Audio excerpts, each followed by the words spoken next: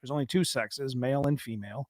Uh-huh. And so when we think about this from a biblical standpoint in addressing the topic of homosexuality, we have to start in the Bible. And in Genesis chapter 1 and 2, it talks about God's design when he creates the world in 6 days, and he goes through the different things that are being created each day, day 1, day 2, and you get to day 6, and God creates man.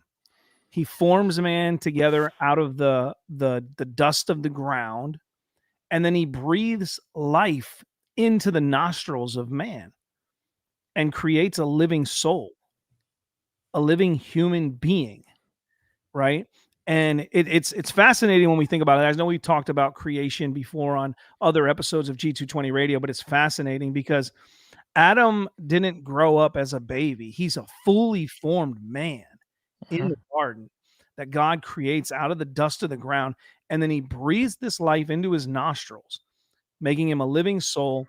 And then he tells him to, do this work to name the different animals. And he brings these animals to him in pairs. You have a male and female animal. And he's naming these animals and realizing that there's not a helper suitable for him.